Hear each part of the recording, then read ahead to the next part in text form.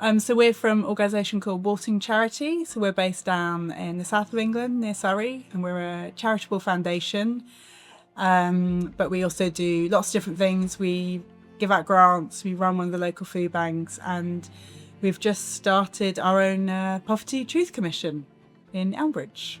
We've come along to get a bit more inspiration for our commissions. We've got our launch event coming up in a few months' time. So we're interested to hear people's stories up here, see how they're doing things, and hopefully get some inspiration for our commission as well. I think we're just really interested to hear people's stories and see kind of how similar and different it is to maybe some of the issues that we're finding in our local area. Just really find out more and definitely get into that. I'm from Durham County Council and I work on the Council's poverty agenda. I will be a Civic Commissioner for the Poverty Truth Commission. I'm looking forward to hearing from the members of the Poverty Truth Commission on the challenges that they're facing and how I can use this to influence the poverty strategies that the Council put together. I think it's really important to hear from residents' lived experience and understand the challenges that they're facing. Naturally, most organisations are very data driven, but the statistics only tell us part of the story. And it's really important to hear our lived experience, what's working, but more importantly, what isn't, and how we can use that to influence change and make a real difference. Chris, I'm from an organisation called Investing in Children, which is a young people's rights organisation based in County Durham. I've come along to Stanley today to support the Poverty Truth Commission and the work with children and young people to ensure that the experiences of young people who may have experienced poverty themselves are certainly aware of the impact of poverty, to ensure that they can have a voice and hopefully inform some change in their local community around improving access to support and challenging the barriers that people may face who have experienced poverty. Today is an opportunity for the young people who we've been working with to be able to share their experience and to hopefully inspire funders, commissioners, people who can support change in their local community to really ensure that the voice and the experiences of young people are really heard and responded to today. So today is the first step of that piece of work, and we really hope that we can support the young people to continue to make changes within the Stanley area.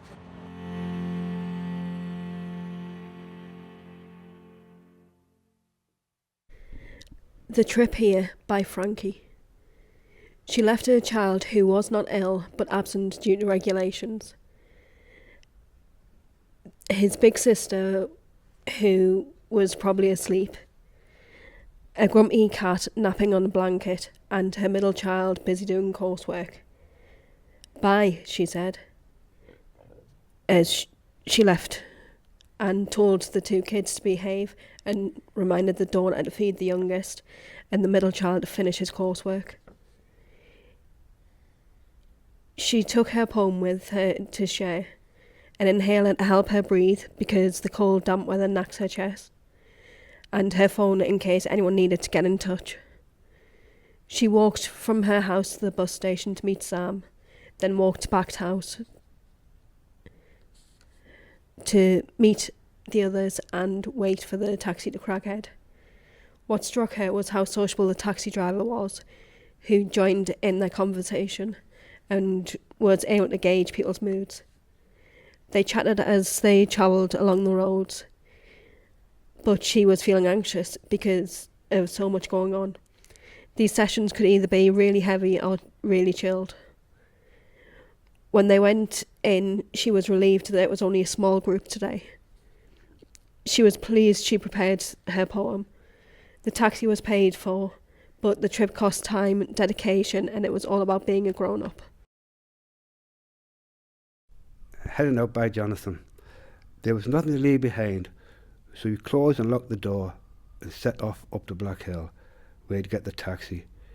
It would take him about half an hour along the main roads, but he didn't walk this bit he knew he wouldn't go. Why? He didn't know why. He just always enjoyed walking there. There was a sense of independence he had in him. And as he found it meditative, finding a rhythm, regulated his emotions and gave him time to think, today was warmer than he expected. He spotted a group of walkmen on the roundabout in high-vis clothes, carrying cones. They did not see him, or if they did, they didn't show it. And as he walks through about the next Wednesday, spend the last day with Shannon before she goes away for 9 months to sort out failing shops down yonder. He says he'll be all right, but he will be deep down. He knows he'll miss her. It felt good, not hating everyone or everything.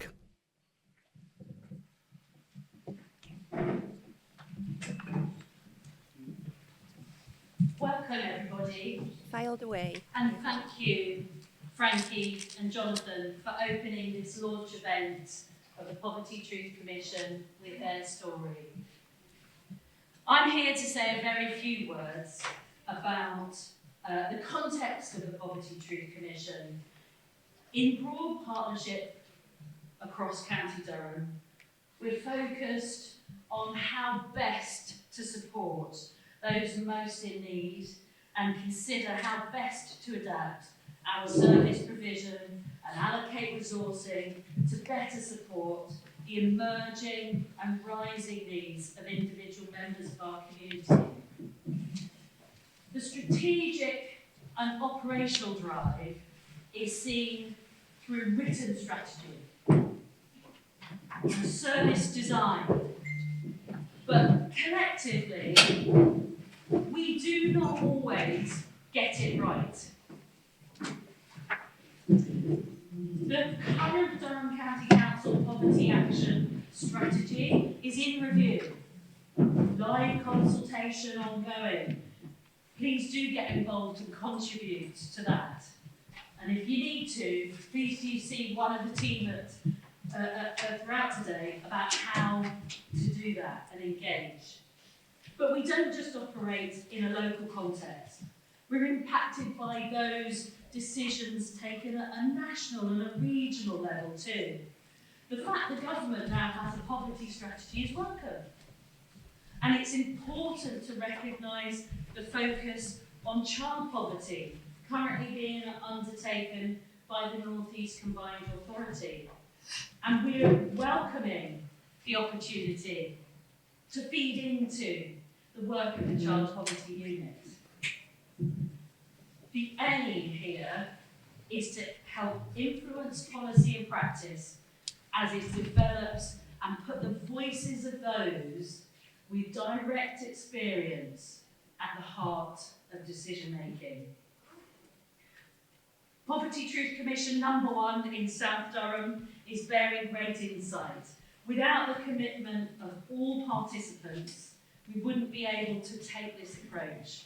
And without the commitment of the Poverty Truth Commission funders, we wouldn't be here. So thank you for their trust, all of them, in this process. We're really grateful to hear the voices of community commissioners and have the opportunity to bring them together with civic commissioners to build a shared understanding of the issues faced by people living and working in their place in County Durham in this way. I said a few words, so no more from me. Over to Stanley and Concert Poverty Truth Commission team to take us forward. Catherine.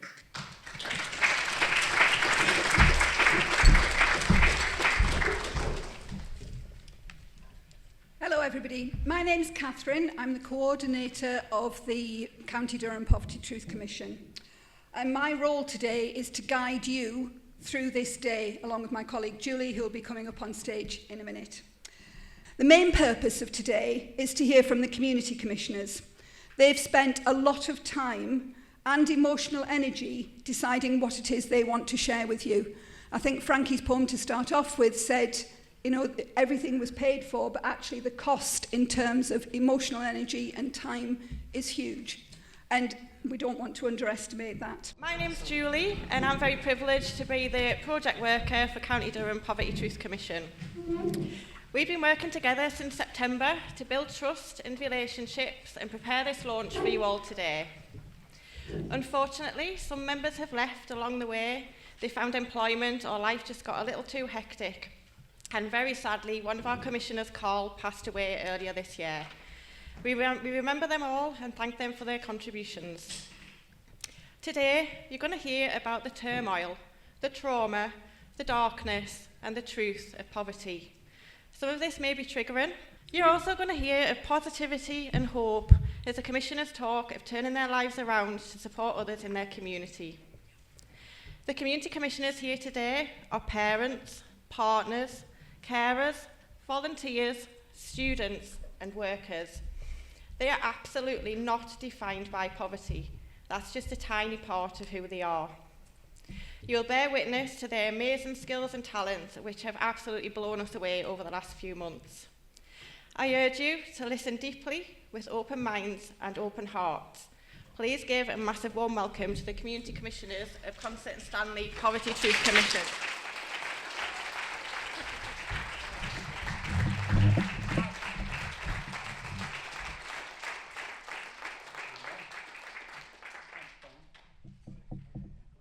Filed Away by Holly. She always was a naughty child, troubled and non-compliant, always kicking up a fuss and just wouldn't be quiet, degraded by the neighbour babysitter paedophile, recorded, not reported, but written in her file. At 9 she started cutting, at 11 ran from home. Her parents begged for expert help, but nothing would be done. Absconded at age 14, no one could understand. Kept for weeks, found by police at the home of a bad man. Frequent self-mutilation and hospital admissions, so she was sent to a young offenders to stop her going missing. When she was allowed back out, there was no placement plan, so into foster care she went, not far from the grooming gang. At 16 she found alcohol, discovered drinking clubs. There was nowhere to house her, so they put her in a pub. She ran away from hostels and dangerous B&Bs, but authorities returned her when they found her on the streets. Her parents were supportive and they expressed their concern, complied with social services desperate to help their girl, took her to many doctors. They fought so hard to save her, but trauma was brushed over and just deemed bad behaviour. After more time in hostels, she finally got a flat, had stability with support, then funding ran out for that. 6 years on the council list, she finally had a home, medications, therapies, but still struggled alone. Police often attended, called out for domestic violence, injuries disregarded, they knew of her defiance. More complex diagnoses, less support with mental health. But then she had a little boy who helped her help herself. She now was a protector, a lioness with her cub. Emotions still controlled her, but she had her son to love. She wanted to see justice, prevent further child abuse. But the CPS dismissed it. It's historical, no proof.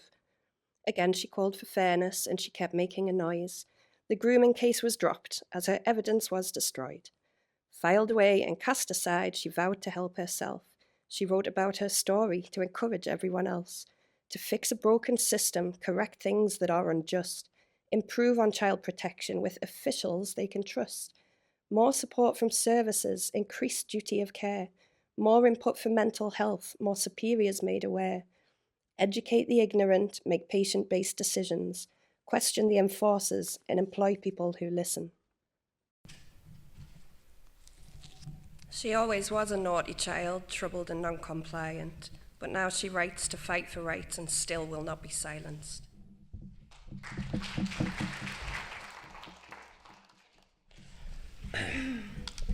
4 places. When she was 15, they lived in a 2-bedroom house in Tantobi village. At first there were 6 of them: Mum's partner, 2 sisters, a brother and her. Then after a while there were 7 when she had a baby girl. They also had a dog. It was a bit of a squeeze, but it was a happy place, full of bustle and fun and games. Their auntie lived next door with 2 cousins. Mum and auntie would often cook dinner together, and they'd all gather around the table like a big loving family.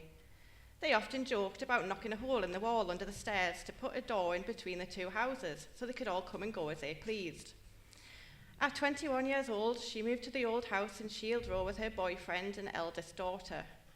The daughter was about 3 at the time and was happy to have her own bedroom after having to share in Tantobi. It was good at first. She got pregnant and had another baby girl. But then things turned sour. The boyfriend controlled the money and spent it on drugs. It became a house of arguments, accusations, fights, domestic violence, extreme emotions, threats, and desperation. He cheated on her and then left with all the money after putting their youngest to bed, who was about 2 by then. In 2023, she discovered her eldest daughter was being abused by another family member who would visit. The girl was around 10 years old. She told her aunt that it had been going on since she was 5. Although her daughter moved in with her grandmother to be safer, she would go to see her daughter every day. After a while, she fell into another relationship, another man, another letdown, another period of drugs and alcohol, of being last on the list of priorities after friends, hobbies, and his dog. She remembers a time when her mum had cancer and had to go to hospital for surgery. They were in Asda, and she told him they'd need his support while she was recovering, and he said, "Well, it depends who else needs me." They needed a new start. The house felt like it held all the hurt and abuse of her last relationship. So they got a new house in Shield Row. She was hopeful it was all going to turn out okay, and her eldest was coming back to live with them. The new house was a shell and needed decorating and furnishing. They were busy getting it all ready to move in, but it all kicked off when they had a Barney and he left. His brother came and helped him pack his things, and he went. But it was good in the new house, just her and the girls, and no reminders of him. It was a protected space. They've been there for 10 years, and the girls are grown up and face their own problems. The youngest is nearly 20, but that means she doesn't get child support anymore, so things are really tight, and it's hard to survive from month to month. The last place is Packed House. It's been a lifeline, offering a social group and support for finance, housing, dreams and thoughts. At first, she'd just go and sit in a corner and cry, but people approached her, asked if she was okay, had a cuppa with her and listened. And that's made all the difference.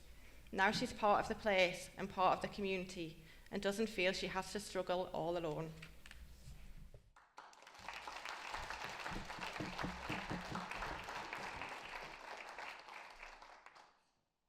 Poverty truth, Jonathan's life.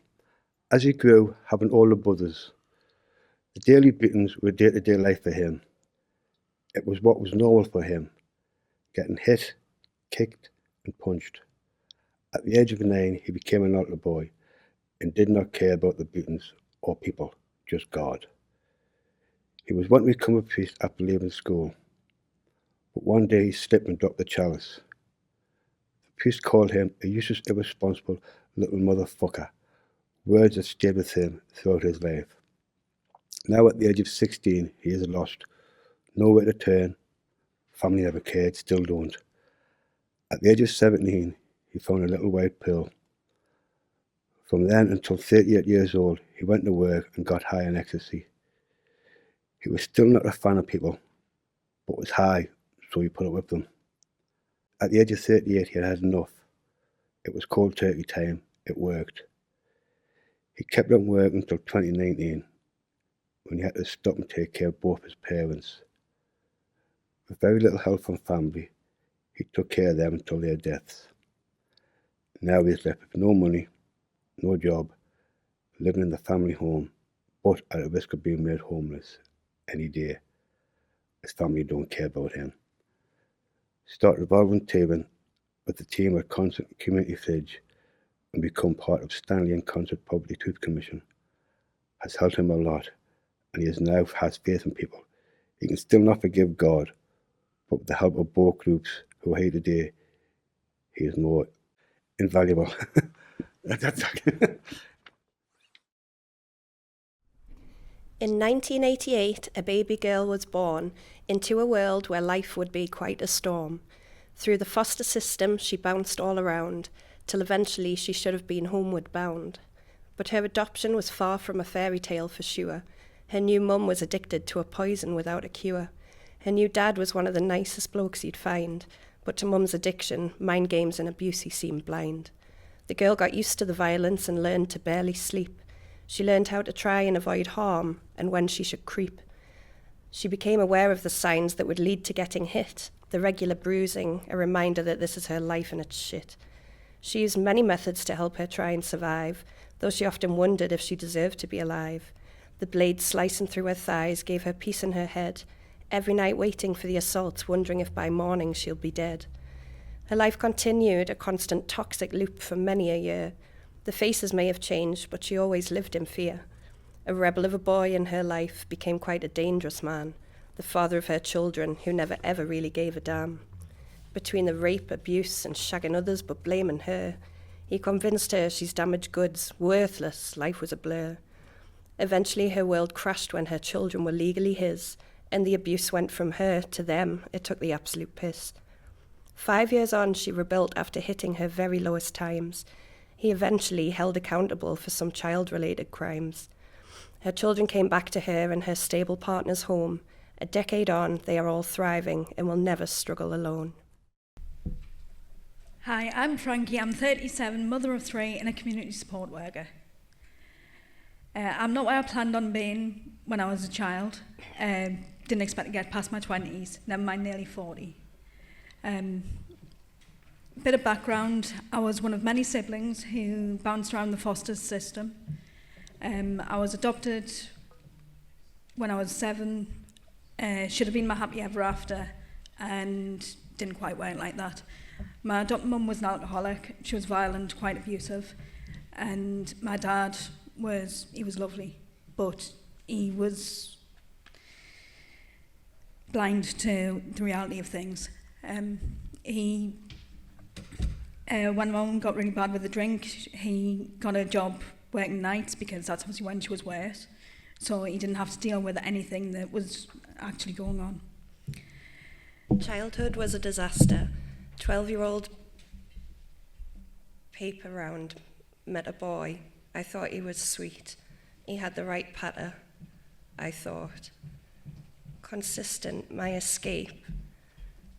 He was glad it was me who got the paper round. If it was a lad, he would have got jumped. We became a couple. It was a good thing, but it ended up being a big toxic part of my life. Writing poetry and music helped me cope. I was seen as creative. Fast forward to 21. Failed adoption, 2 kids, consistent toxicity. I had no home. There was failed systems. The Ben's dad got custody due to his family support. In 2012, I met my partner. In 2016, the kid's biological dad was charged with child abuse, and the kids finally came home. Court was very emotional. His barrister said I had no proof. 500 pages plus of screenshots I had with proof. He used me for financial gain. My reports were ignored. Proof of me babysitting all children and animals, self-harm. Breakups, unable to cope. His own parents confirmed brow slapping. 5 years of evidence failures, schools who believed him. Disclosures were lies to social services, etc. The head teacher at Frosterley listened and believed the children and didn't see me as a bitter ex, but a mother screaming and shouting, trying to protect not just my children, but the other 6 and animals. It was all dismissed. Small justice. He got 5 years and did 2.5. The kids are home now. Life is family and community. I do fundraising, online events, packed Padawans, kids crafts, wellbeing group, happiness hub, wellbeing walk, sponsored walk, many roles, food bank, kitchen, staying late for the rough sleeper team, Greg's donations. Stanley AAP funding ended and the network is not rebooted yet. Frankie says people over politics, active support in the community.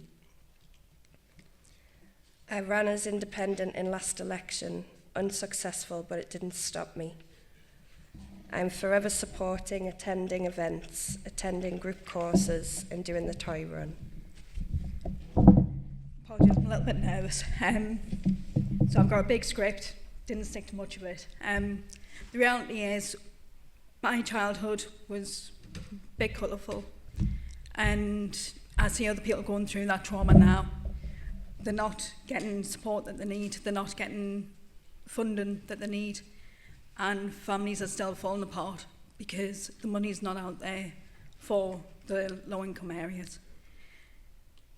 There are places that do try and help, but it's the youth clubs, it's the community centres, it's all the places that don't get the funding but give a hell of a lot of support. We get so many referrals for a homeless team. There's many of us that stay parked till stupid o'clock just so someone's got somewhere to go during the winter until they're asleep and might get in touch or they might not. Sorry, I'm really nervous. I'm going to sit down now.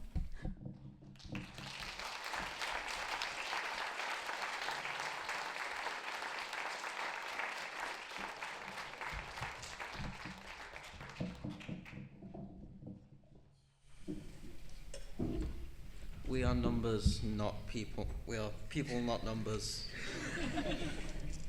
We live in poverty in a world of greed and power, and the powerless and voiceless are the ones who suffer. We will not be the voiceless. We will speak for many who are, and we are not going to be ignored. We will fight for the people and not the politics. Fix broken systems, fix homelessness, and fix underfunding while the fat cats sit pretty. Things that there are too much of when you are poor. A bad night's sleep, a cold house, financial worries, food bank referrals, health issues, people with judgments to make, political policies having a direct impact on you, men in suits telling you to stop eating avocado on toast if you want a mortgage, loan sharks circling to take advantage, capitalist tyrants in power. Things there are never enough of when you are poor. Money missing, lack of substances, helping hands are few and far, too scared to speak out, information to guide you, lack of care from family, company and companionship, feeling of well-being, the right clothing for situations, the chronic lack of opportunities, the lack of drive to take up what opportunities you do find. Things that help you cope with poverty. People who keep you sane. Friends and family who heal the pain. Writing to help you process life. A listening ear over the comfort of a knife. A walk in nature instead of four walls. Someone to help with serious phone calls. Gaming and music to escape. Someone to explain all the red tape. Feeling like you have a reason to be here. A place to belong helps with the fear. Afternoon, everyone. I'm not going to take up too much time. I'm just going to do a really quick introduction. So I'm Chris, joined by my colleague Lynn today, and Angel and TJ, who are going to run the show this afternoon. We're from Investing in Children. Investing in Children is a young people's rights organisation. We're based in County Durham. Our role is to provide safe spaces for young people to come together, to connect with decision makers, and our role is to ensure that young people are involved in meaningful dialogue that results in change. We have been tasked with connecting with some young people in the Stanley area, and massive thanks to Stanley Young People's Partnership. I know there's various colleagues in the room here, to work with young people to support this process and to be part of the Poverty Truth Commission. We, before Christmas, delivered some workshops with young people, and it was very much around their understanding of poverty, the contributors that affect poverty, and how poverty impacts young people, family, their peers. Lynn, TJ and Angel are going to take you through some of the work that they've done. I think the clear thing that I've seen from the work of TJ and Angel and the other young people they've worked with is how very aware young people are of their circumstances, either their own personal circumstances, the circumstances of their families, their peers, and they've come up with some really solid recommendations and potential solutions to very much address the stigma associated with poverty and some of the kind of other wider factors impacting poverty within their lives and the lives of their community. So I'm going to very quickly hand over to Lynn, and then Lynn will introduce TJ and Angel. I had the pleasure of going along to Stanley Children and Young People Centre before Christmas and after Christmas to work alongside an amazing group of young people. The top one, poverty is lacking basic human necessities and rights. I think that just sums it up really. But poverty is not being able to choose how you spend your money. That comes from a young person. that shouldn't be something that a young person should be worrying about. So I'm not going to go through all of them. The being called sick just because of where you live. We're in 2025. 6. 6. 6? See? To be fair, it was 2025 when you did this video. Yeah. Thanks, Chris. Thanks. Yeah. And for the young people's priorities, for attending this session, were listened to, they were all taken into account, and we acted upon them. So they wanted somebody here who they knew, they wanted a structure, you needed to know what was going on, didn't you? They wanted the families here, and we must have done something right because they're here today. So I introduce you to Angel and TJ, who have made a presentation on the cost of school meals and uniforms in County Durham. So I'll pass you over.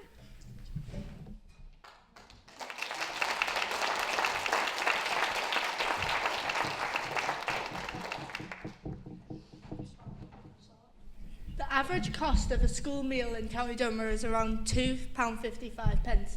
Families typically spend around £500 per academic year per child on school meals in this area. Rising food prices and inflation have caused price increases which some families, especially those below the poverty line or with multiple children, cannot afford. A lot of pressure is put on these families to make ends meet and provide basics for their children. Is this fair? Before I read, I am dyslexic, so any words I cannot read, Angel will be reading them for us. Typical school uniform prices range from £90 to £150 per child. Annually. Annually in County Durham. The difference in cost is, oh my God. Mainly if you branded uniforms are required. Oh my God. By the school. You do fine, teacher. By the school, or restriction is put on the type of shoes, trousers, skirts, etc. I think that is. Yeah. That can be worn. There is extra expense of sports club wear, summer uniforms, and the very important winter clothes. Those are extra to the standard school uniforms that is needed, and against odds extra pressure to already struggling families. Should a basic necessity be buried? I've said that wrong and all. Yeah. Secondary schools offer varied meal options at slightly higher prices compared to primary schools, increasing costs for families. Secondary school uniforms are more formal and often include branded blazers, resulting in higher expenses than primary uniforms. The rising cost of meals and uniforms in secondary schools increase financial pressure on families as children advance in education. Education should not be a financial burden to families. About 30% of children in County Durham live below the poverty line, higher than the natural average of 20%. Employment, low wages, and rising living costs contribute highlight to children. Sorry. Yes. You're doing fine, teacher. Beep. Angel, can you do that word for us? After children. Do you want us to just read the rest? Aye, go on then. To child poverty in the region. Financial assistance is crucial for families to afford essential educational needs like meals and uniforms. That's why we are here today.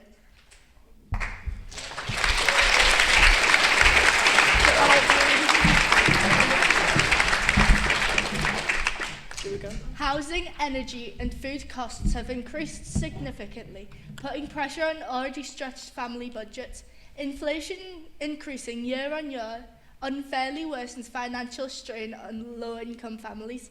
Families must choose between critical but basic items like school meals and uniforms, and everyday essentials such as hygiene products or heating due to limited income. Which would you choose? Lack of awareness of support programs and stigma around seeking help prevents families from accessing resources. Strict criteria. Oh my god. You do fine, teacher. Often exclude families in need from receiving proper nutrition and clothes support, transport difficulties and limits across to affordable food and uniforms providers worsen across accounts access issues. Those barriers create inequalities,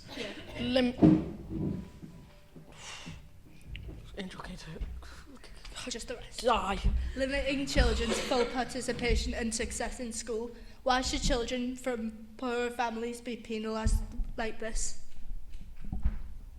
Hunger and poor nutrition reduce concentration and memory retention, slowing cognitive development in children. School meal programs help with nutritional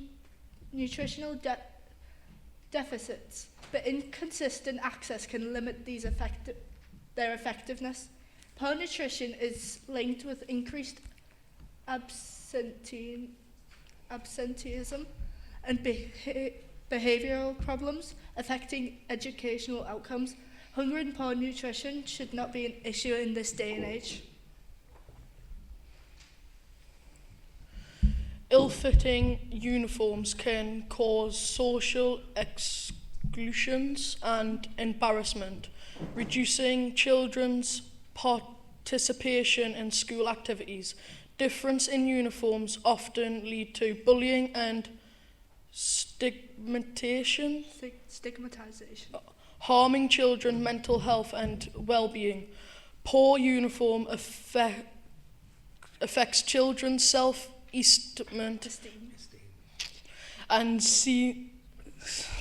and I hate my life. Sense of belonging within the school community. This shouldn't be happening.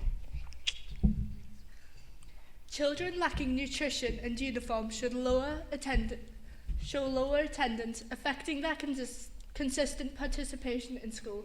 Nutritional deficits and lack of uniform correlate with reduced academic performance and learning outcomes. Poor self-esteem due to unmet needs creates barriers to success, while support boosts confidence in achievement. Providing nutrition and proper uniforms improves attendance rates and student self-confidence significantly. Isn't this a win-win?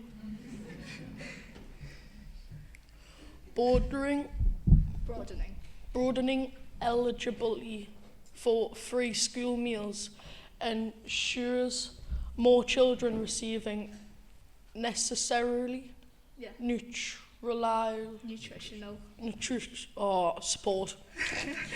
Boosting funding for uniforms helps families afford school clothes, reducing finance barriers. Impacting implementing campaigns in school around poverty will combat stigma and raise awareness about support programs. Partnership between government, schools and charities will strengthen support systems for families. Those can all be done. Financial pressure on families. School meal and uniform costs create significant financial burdens for families living in poverty in County Durham. Impacts on children's well-being. Cost affects children's education, well-being and social inclusion, limiting their school participation and confidence. Need for supportive policies.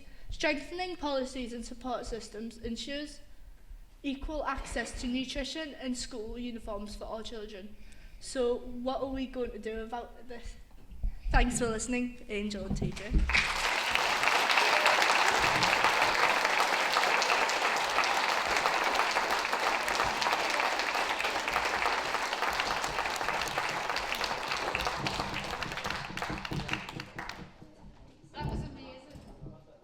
Thank you, honestly, thank you so much. It was just fab, and that's teamwork. That's supporting each other, isn't it? That's amazing. Thank you.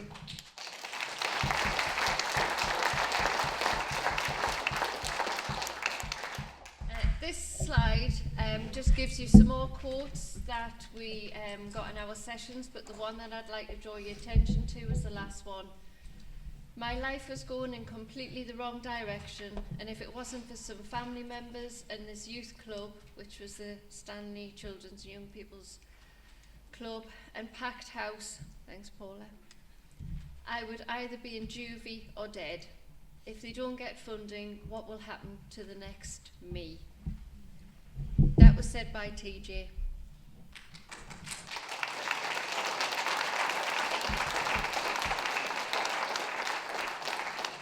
And just for the next few minutes, he's just going to give his journey so far. Are you all right with that, TJ? Yeah. I was always going up Stanley Front Street, getting in police chases, getting caught on roofs, getting throwing rocks off windows, knocking on doors, always getting myself in bother.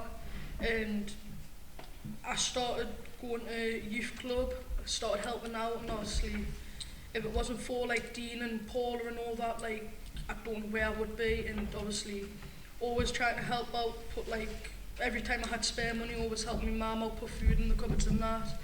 Obviously really rough growing up and that, obviously saying stuff I don't want to say, like obviously with my dad and my mum arguing all the time, fighting on.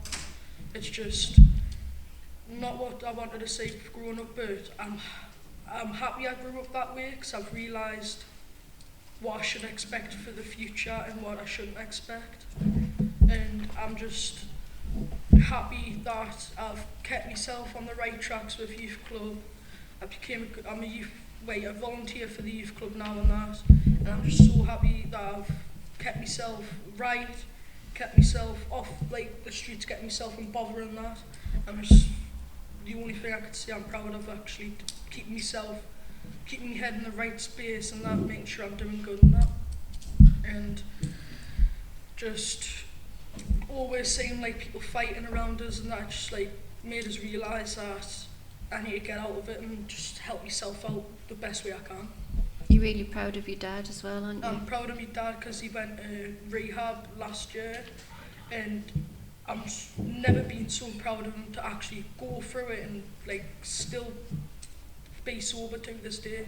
Like taking us out to days and that, going, like he asked us to go down for pancake day and that, and it was mint. And it's just never, I've always had a good feeling that I didn't think my dad would be able to do it, but I always had that good feeling I knew he would, and I've never been so proud of him in my life, and I'm grateful for that. So if you could say something to the people who move the money to where they want it, what would it be? Where would it go for you? Youth clubs, places like Packed House, because it helps people out who need it the most. Yeah. It definitely would help out with kids who are like going on the streets and that.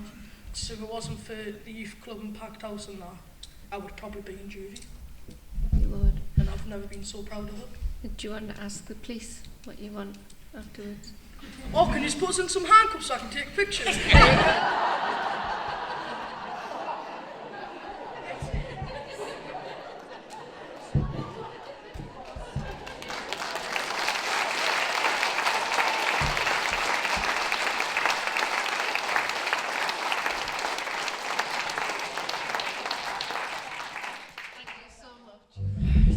compose myself after that, so it was quite emotive.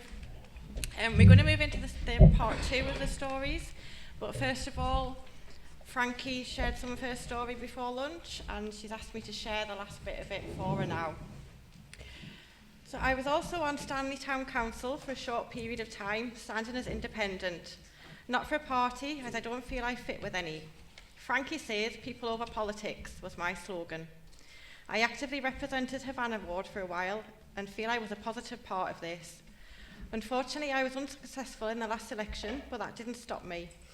I am still forever active in the community, helping with projects, running and attending workshops and groups, supporting events within Stanley, constantly promoting and asking people to get involved. I run the toy drive every Christmas too, as well as fun and food during the school holidays, which is also becoming harder and harder due to criteria changes, children not ticking the right boxes and funding cuts. This doesn't stop here, it's a way of life. It's the same with mental health services, benefits, medical services, housing, homeless referrals, just about everything government-based. You aren't meant to fit into boxes, and life isn't that simple. To those of us who live in poverty every day, we are the grey areas. We are the ill who aren't ill enough. We are the low-income families who don't qualify for support with free school dinners, but can't afford an extra £60 per month for a child in primary, comprehensive with at least £100 if they get a meal deal every day. If they deviate, it's more. Those who are stuck in the loop of too old to be funded, can't afford courses, can't better ourselves, need to be better for a decent job, live in an underfunded area, so a lot of closed businesses, empty buildings and no access to landlords. Rents are ridiculous, so no one can set up a new business, no local jobs that don't require qualifications. Travel costs, don't have a job, can't fund travel. Those of us in community work can't get funded.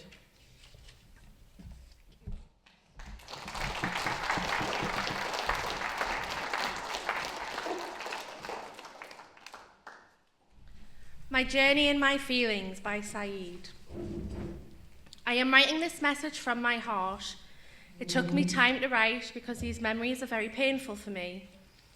In 2021, 3 months before the fall of Afghanistan, I left my country. Life had become extremely difficult for me and my family. I could not bear to see my parents and my family suffering. I did not even know which country I would finally stay in. I just left to survive. I travelled from Afghanistan to Iran, which took about 1 month. I stayed in Iran for 5 months, then went to Turkey and stayed there for 1.5 years.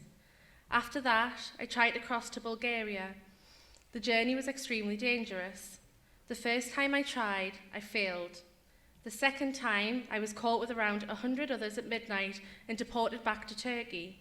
The third time, the Bulgarian police attacked us. Everyone ran in different directions. I lost my friends and never found out what happened to them, whether they are alive or whether they are dead. I hid alone in the Bulgarian mountain forest for 5 days and 5 nights out of fear. After crossing, I was detained and placed in a camp under UN support for 2 months. Later, I went to Serbia, where I was detained for 3 months and badly beaten by the police.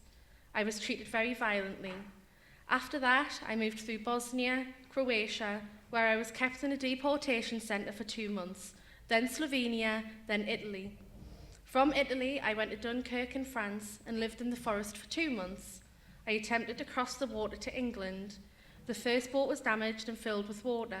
We were in the sea for about 30 minutes before French rescue arrived. 3 people from 1 family died. We were returned to France. 1 week later, I tried again, and this time I reached England safely. It has now been about 1.5 years, and I still feel uncertain about my future. I have not seen many good days in my life. When I remember these experiences, I become deeply sad and depressed. Many people do not believe what we go through, but this is my reality. My biggest worry is my family in Afghanistan. They are struggling with serious food shortages, and I feel helpless that I cannot support them. Sometimes I feel that my youth is passing in pain and uncertainty. I am trying to be patient, but it is not easy. I wrote this message with honesty and respect. Thank you for listening and for understanding.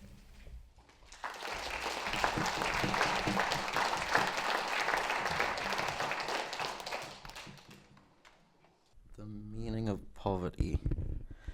When asked to describe what poverty means to me, I said loss and sheer stubbornness. My life has been a roller coaster since losing my mother at the age of 5. That was when the downward spiral started. Being looked after by various family members without any memory of events for a few years. Bouncing about made me self-reliant and rather stubborn. The once outgoing young lad became antisocial overnight, learning that if emotions got out of check, something bad would happen. I started going to Pact as a teen for the youth group, then the world shut down. And boredom and anxiety took over. After the world came back to normality, I kept going to Pact. It almost became a second home. Now, at 22 years old, Pact is still a part of my life. I live alone. Scattered memories still haunt me, but I manage because that's what I do. I survive out of stubbornness.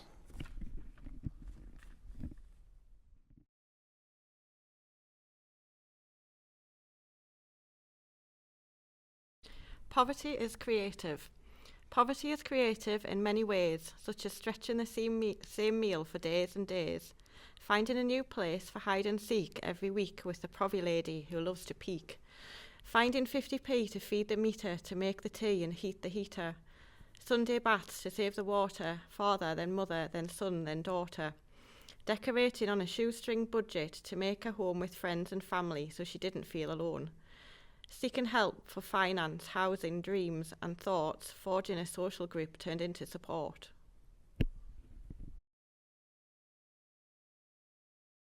I am an addict. I am also a mother, a friend, a sister, a partner, a shoulder for others to burden their problems, but the world sees an addict. I am a baker, a cook, a dancer, a terrible one at that, a fitness enthusiast, but the world sees an addict. I am a nature lover, animal cuddler, world traveller, book reader, music headbanger, but the world sees an addict. I was once a child eating buttery toast with my twin in a high chair with a terrible bowl cut, months away from a foster home, but the world sees an addict.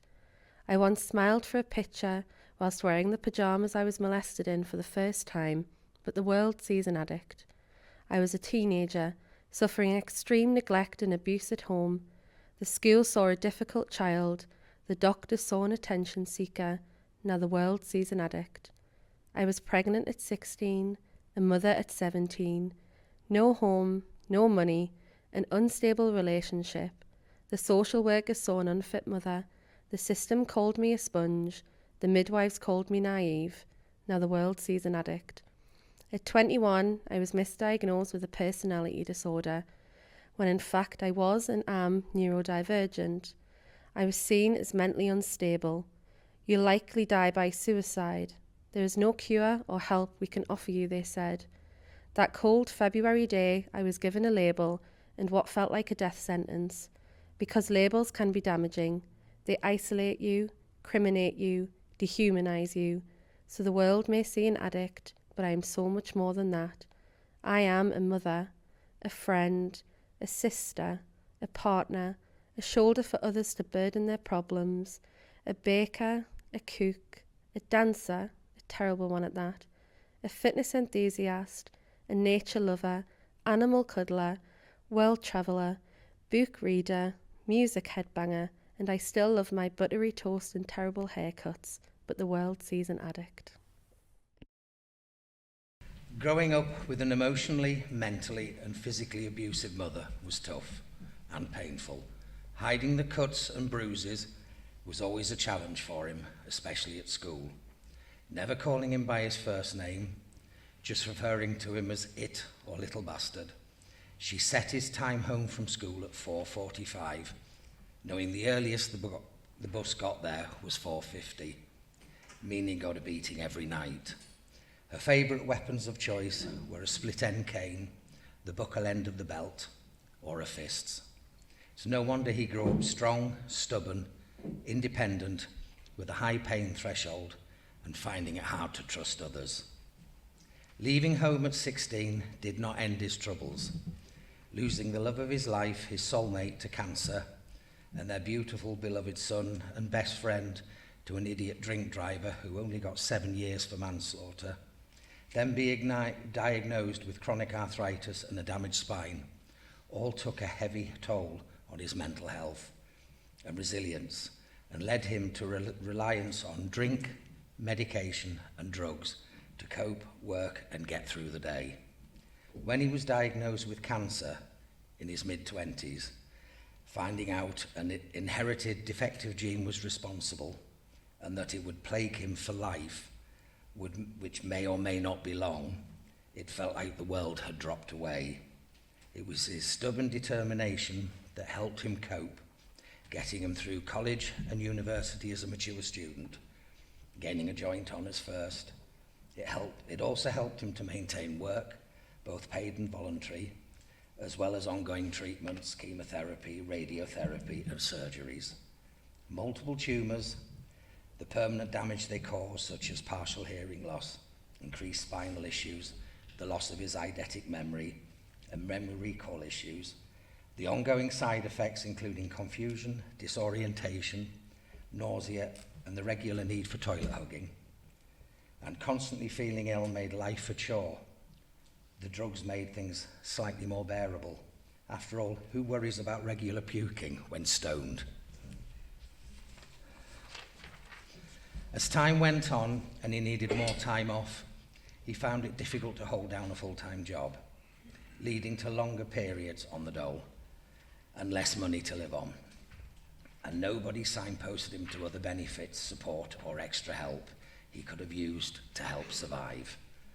Instead, he was pushed and bullied into applying for unsuitable work and jobs that he did not stand a hope of. Here is the perfect job for you, they said, but it says it requires a clean driving licence, and I keep telling you I don't have a licence as I can't drive, he said. The staff he dealt with showed little understanding, care or support for his circumstances, making him feel inadequate and like a lazy scrounger. As money got tighter, the debts grew, and surviving rather than living became the norm. Eventually, everything became too much to cope with, and his mental health finally collapsed, and everything became so dark. Pushing away friends, locking himself away from the world, feeling used and abused by life, and feeling he'd either been born under the unluckiest star or had been evilly cursed at birth. He tried several times to end it all, eventually ending up in hospital on life support for a long time, having been brought back to life. Eventually leaving hospital and facing another round of chemotherapy, he still thought about how to succeed at ending it all. That is when an angel came into his life. She didn't have wings or a halo, but she had something better, the right mindset. We met at the oncology department, both there for ongoing tests, but she was cancer-free now. We became close friends, and over the coming months, she taught me a better way to live with the cancer, its side effects, and any other health issues, as well as to not let the cancer define my life, instead make it just a small part of the whole me. Thanks to her, I developed a strong, positive mindset, a major key to coping and living with cancer.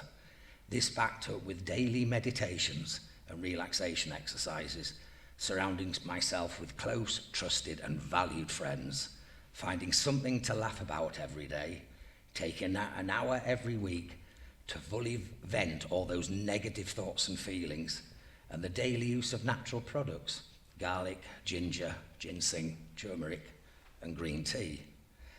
As a result, my mental health greatly increased. My warped sense of humour returned, and I found I could bounce along no matter what came my way, able to deal with things so much better. I regularly tell my oncologist off for giving me that fat chemo rather than the preferred skinny type. Life has continued to throw curveballs at me, having recently been diagnosed with a hernia, a crumbling spine and diabetes. But I won't let them stop me being upbeat, positive, and living life to the full, and certainly not let any of it stop me from continuing my voluntary work with both the Stanley and Concert Poverty Truth Commission and the Concert Community Fridge, where my team and I help to support other people with food, clothing, toys, advice, support, signposting, and above all, a positive, enjoyable social experience. Thank you.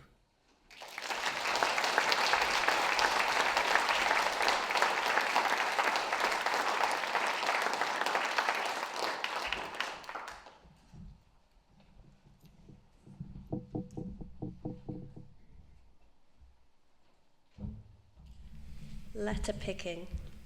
Labelled with ADHD, retracted, changed to ADD, redacted, confirmed BPD, changed name to EUPD, possibility of OCD, definite traits of ODD, referred to CAMS by the GP and a CPN from the CMHT, diagnosed with PTSD, tried and failed at CBT, changed to CPTSD, sent me on to DBT. Assessed next for ASD, SSRI is no good for me. Wrongly nabbed by the PC, Section 5 for D&D. Put in the YOI and the YPU on OBS Level 2 in the MHU. Freedom stripped in the SMHU, SS, PCs and GPs, FU.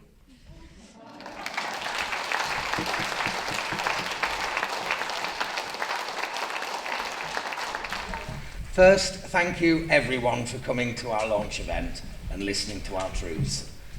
On behalf of us all, I would like to give thanks and acknowledgement to the following people for all their help and support throughout this process and the event. To Mark and his colleagues at Craghead Village Hall for being so accommodating. To Durham Community Action for all the behind the scenes support. To George and Jim for the technical stuff. To Just for Women and Packed House for all those refreshments, and they were good. To Investing in Children, Stanley Young People's Partnership for the work with young people and their schools for allowing them to attend today, they were brilliant. To The Forge for helping us realise our creative potential and for all the hard work they put in, both during the sessions and after. We know how much you did. And in particular, Bev, Bob, our spoken poet, who helped us write poetry and deliver our truths, and to Cheryl, our fantastic animator. And you both made all of that so much fun. And for some of us, things that we would never have even considered doing, but you really brought out the enjoyment in it, so thank you. To the many organisations and individuals who have been so supportive throughout, in particular Packed House and Concert Community Fridge, to family both found and biological for everything they have done for us. And a huge, huge thank you to Catherine and Julie for seeking us out, so please come up, the pair of you. You brought us together.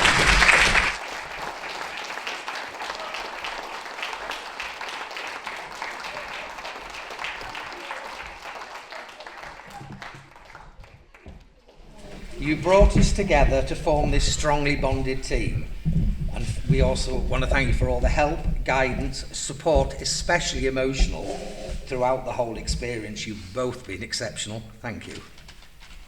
And finally, I want to give a very special thank you to my fellow community commissioners for all the hard emotional work they have put into this event and the support and help we have given each other throughout it. Thank you.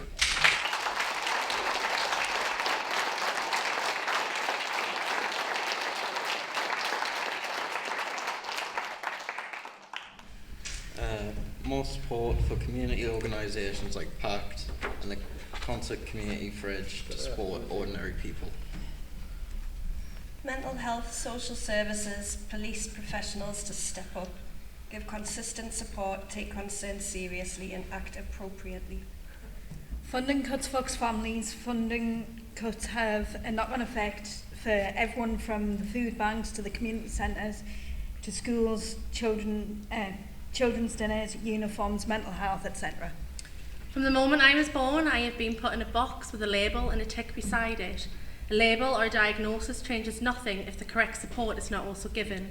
Step away from labels, treat us like humans, give needs-led support, not label-led support. Concert Community Fridge feeds people each week, between 80 and 100 people in total, with no support from government. Local and national government need to take better steps and more responsibility for reducing poverty and supporting those living in it. Employers should tell you got the job you applied for, rather than letting you sit around for weeks and weeks waiting to find out. Improve the housing allocation and make it fair.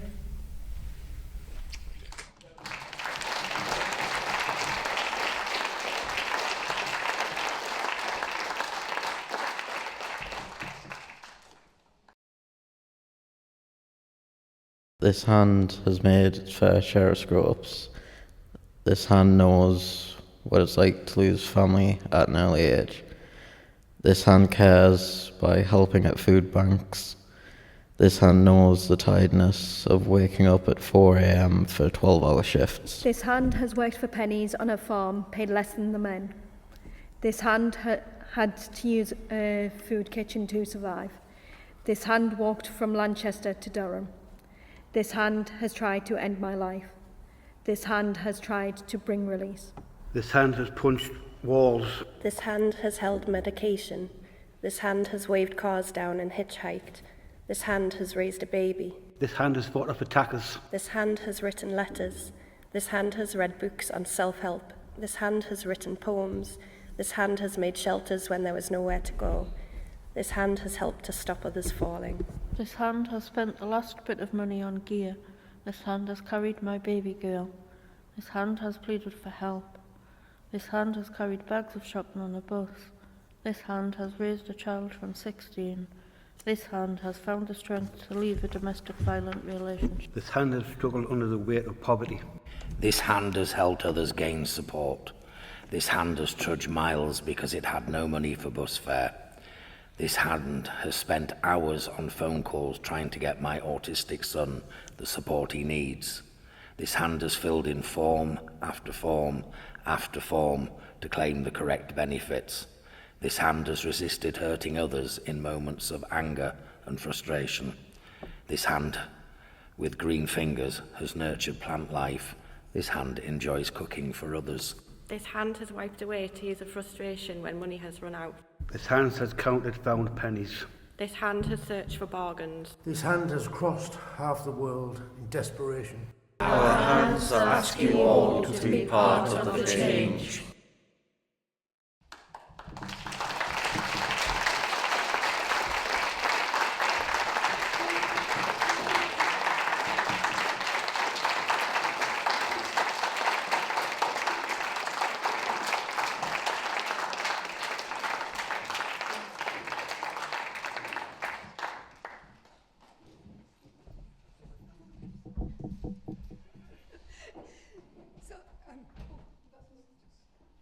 So thank you all very much for that. So hopefully this is our combined Poverty Truth Commission for Stanley and Concert going forward. So another round of applause and then thank you very much and good night.